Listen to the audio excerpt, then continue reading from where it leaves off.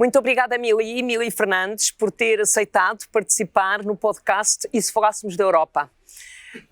A Mili está particularmente bem posicionada para falar da Europa. A Mili foi a primeira funcionária portuguesa da Comissão Europeia já em 1977, ou seja, 9 anos antes da adesão de Portugal à União Europeia.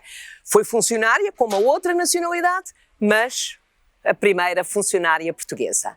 A Mili vive no Luxemburgo, tem uma forte integração na comunidade portuguesa no Luxemburgo. E eu gostava que nos explicasse, que nos falasse o que é que significou para a comunidade portuguesa no Luxemburgo a adesão de Portugal à União Europeia. Muito boa tarde, Margarida Marques. Em primeiro lugar, agradeço o seu convite e em meu nome pessoal, em nome da nossa comunidade aqui no Luxemburgo, por querer pôr em relevância a importância da nossa comunidade, não só ao nível nacional, mas também o que ela tem para trazer à construção europeia. Ora, muito bem, com a adesão de Portugal à comunidade europeia, então a comunidade naquela altura, muita coisa mudou para os portugueses. Sabemos que Portugal, não estando nesta grande família que é a Europa, muitas coisas estavam-nos vedadas.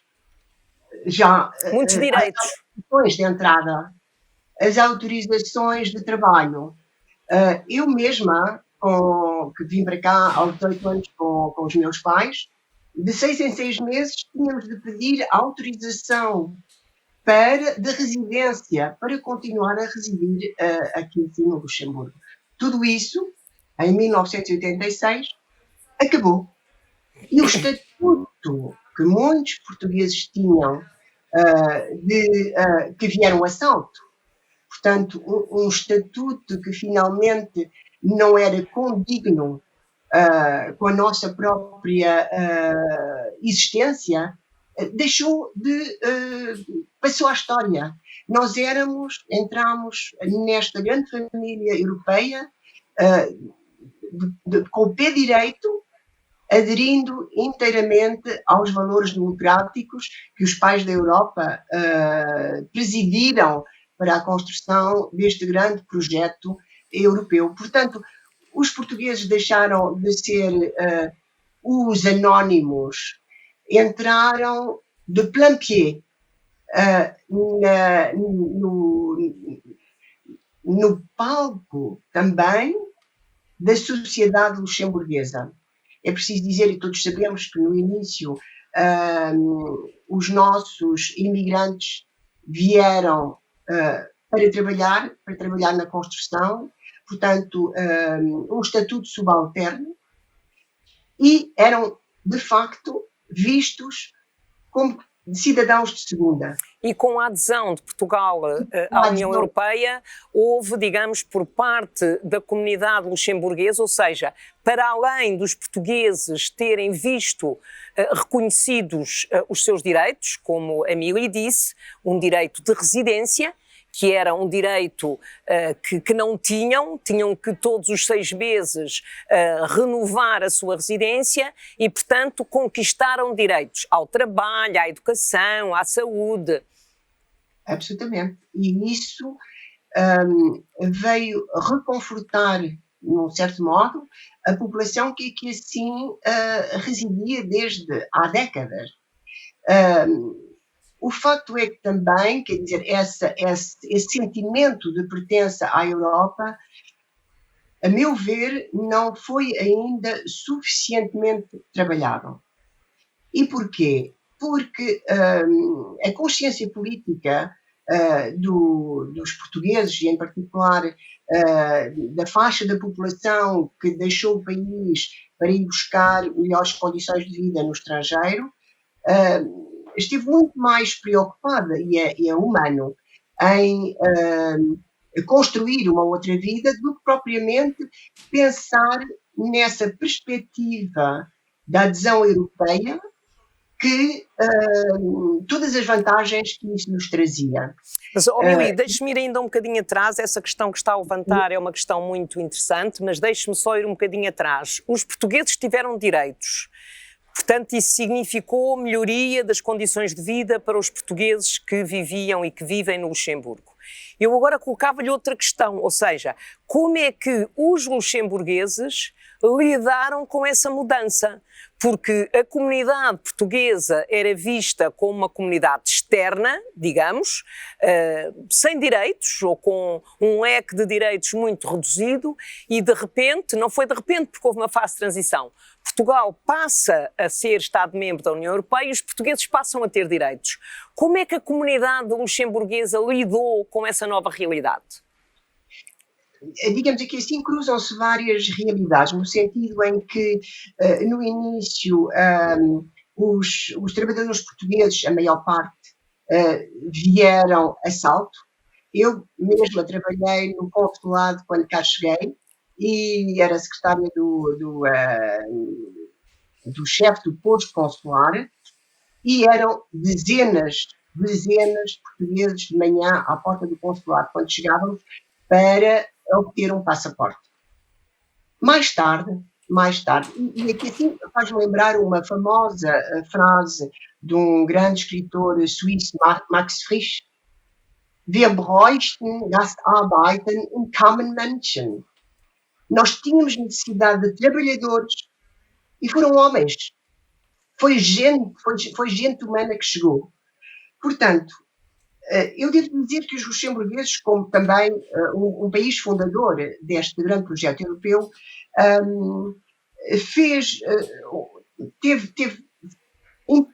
implementou certas medidas para regularizar a situação dos portugueses que cá chegaram sem documentos.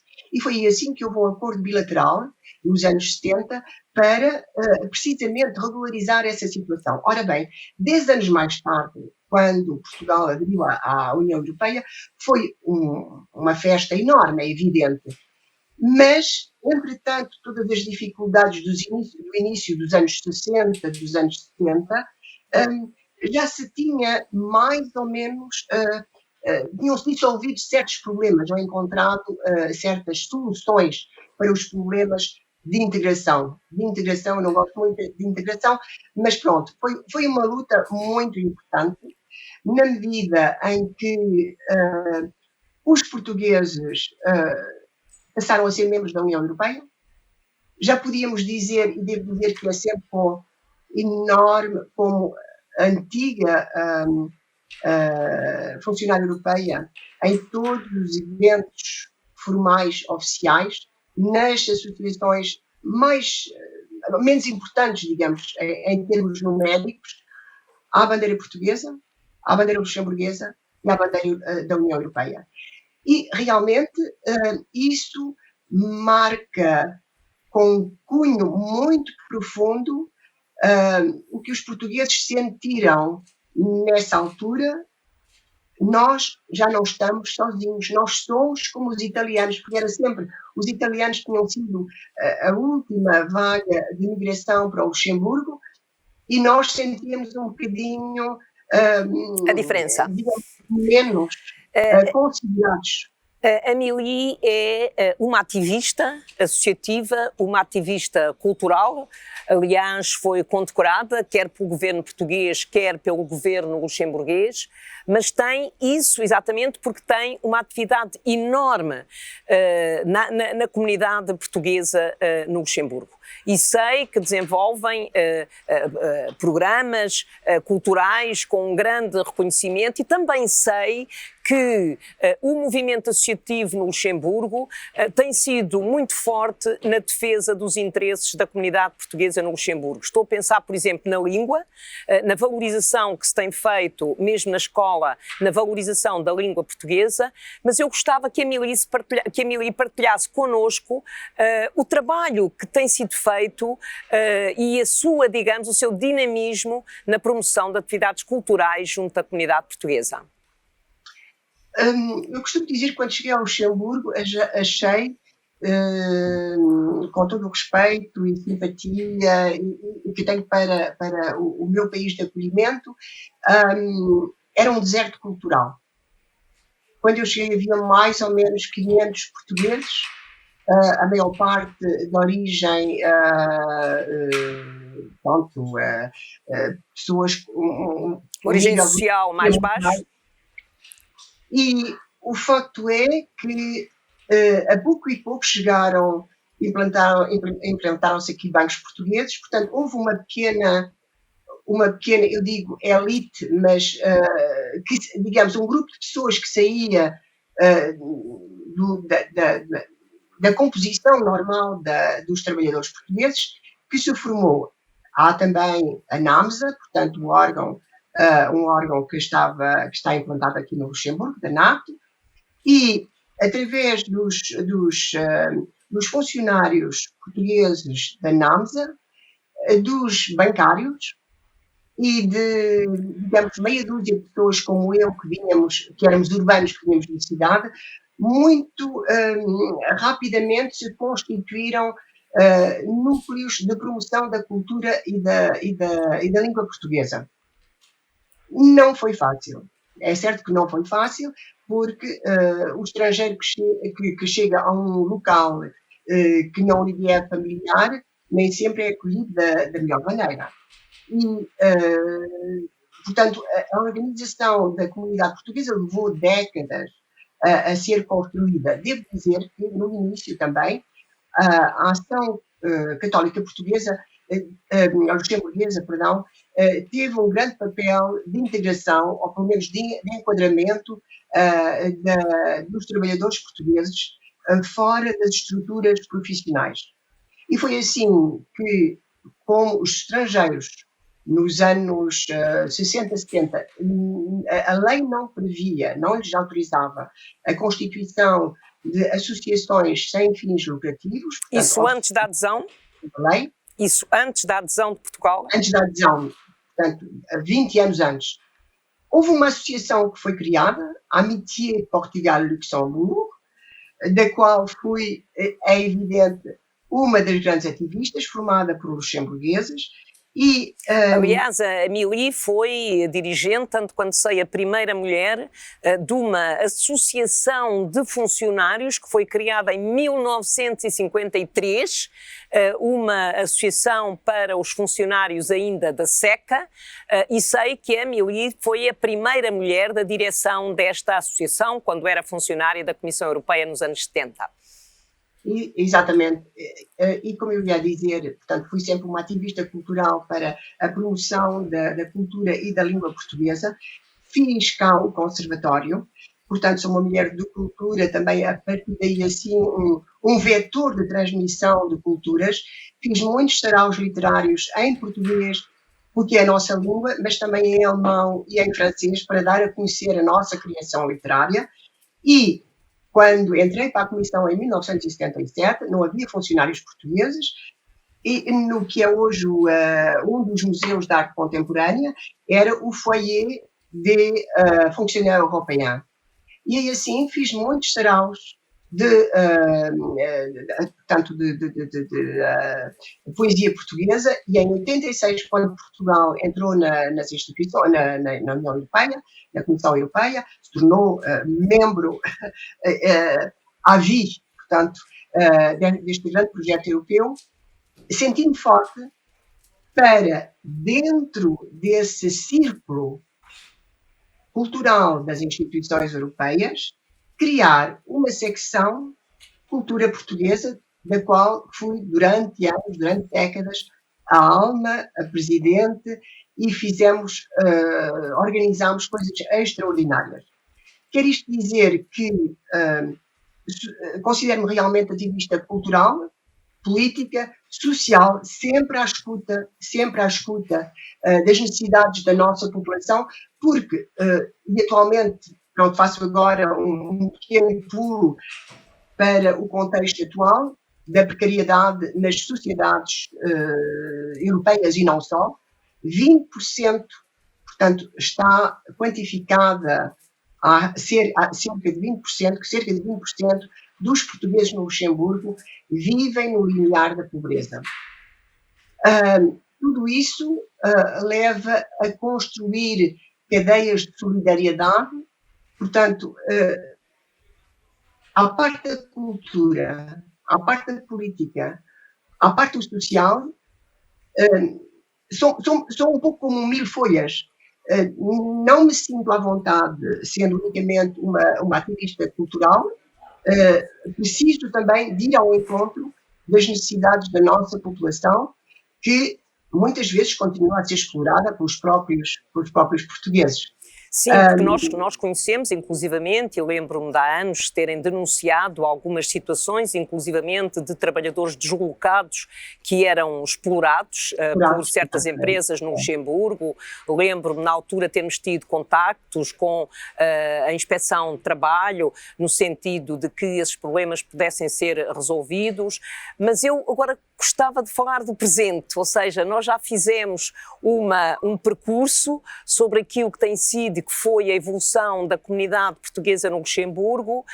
Hoje, como é que a comunidade luxemburguesa olha para a comunidade portuguesa? Eu lembro-me quando Juncker era presidente da Comissão Europeia, um luxemburguês, ele dizia muitas vezes em reuniões, e eu ouvi-o muitas vezes fazer essa afirmação: os portugueses conheço eu bem, porque os meus vizinhos são todos portugueses. E, aliás, tenho que reconhecer que ele foi um homem, enquanto Presidente da Comissão Europeia, foi um homem que lidou muito bem com a diversidade, porque ele dizia que tinha a diversidade no seu país. E quando falava connosco, dizia: eu conheço muito bem Portugal e tenho uma grande admiração pelos portugueses. Mas estamos a falar de uma pessoa.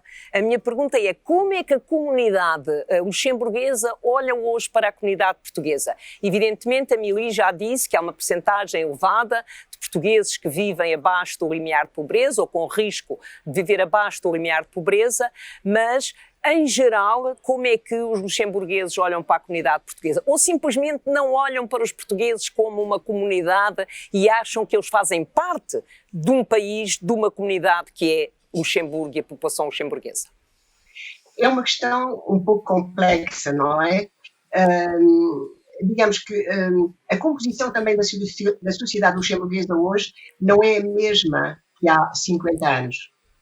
Houve uma miscigenação ao nível da educação. Portanto, os portugueses que integraram os liceus são vistos, digamos, num pé de igualdade. E a pouco, tendo em conta que as gerações, a componente das gerações mudou, os luxemburgueses de hoje não são os mesmos que há 50 anos, e automaticamente o viver juntos, embora não haja uma... Eu digamos, tenho muita dificuldade em lidar quando grandes autoridades, como o presidente Juncker, ou mesmo o Grão-Duque, quando se exprime em discursos oficiais, dizer os portugueses estão integrados e realmente estão integrados. Eu tive a oportunidade de assistir a esse discurso. Tive a oportunidade do Grão-Duque fazer essa afirmação quando se realizou uma visita de Estado do presidente Marcelo Rebelo de Sousa ao Luxemburgo, que eu tive a oportunidade de o acompanhar. Lembro perfeitamente dessa afirmação. E, digamos, para nós é sempre grato ouvir tal coisa de uma personalidade representando o que ela representa, mas depois, entre a realidade e o discurso, há realmente uma diferença abismal. Também tem a ver com a atual situação das migrações na Europa. E o estrangeiro é sempre estrangeiro. Sim, mas os portugueses não são imigrantes. Não são imigrantes, são cidadãos da União Europeia. Mas é isso precisamente, o português, há uma parte da sociedade, da comunidade portuguesa, que ainda fala de imigrantes. E é uma das coisas contra a qual eu luto, é de fazer compreender que já não somos imigrantes, somos cidadãos de uma União e que temos os direitos como todos os outros cidadãos e que essa fórmula faz parte do passado e não do presente. A ligação para a União Europeia também, por exemplo, o ir votar, o voto, tal como na Bélgica, no Liechtenstein, em vários cantões da Suíça, o voto é obrigatório. O voto é obrigatório e, portanto, na comunidade portuguesa há aquela desculpa de não se recensear, porque se não puder ir votar, há as coimas e eu não quero estar a pagar e ficar ali assim marcado por ter faltado ao meu dever de cidadão luxemburguês. O facto é que com o recenseamento do voto eletrónico, nas últimas eleições europeias, houve um recenseamento que eu, naquela altura, em 2019, até 2019 havia mais ou menos 2.000 portugueses recenseados no consulado, com o acesso ao voto eletrónico, ao recenseamento automático, passaram a 48.000. Mas mesmo assim os portugueses tiveram dificuldade, quer dizer, não iam votar nas europeias porque não conhecem suficientemente, não estão recenseados, e não conhecem suficientemente a componente política do Luxemburgo. E não votaram suficientemente nas últimas europeias porque ou não estavam preparados, ou acham que a Europa é algo de um conceito muito longe, que não é algo E acham que as decisões da União Europeia não têm impacto nas suas vidas.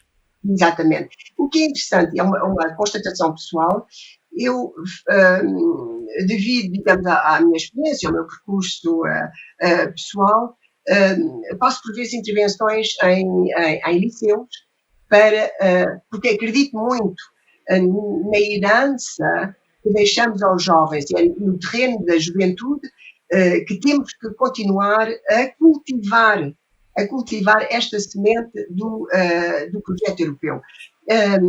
E também, do mesmo modo, intervenções ao nível das associações. Uma coisa interessante, faço mais intervenções ligadas à Europa, ao nível associativo dos guineenses, dos angolanos, dos cabo-verdianos, do que propriamente nas associações portuguesas.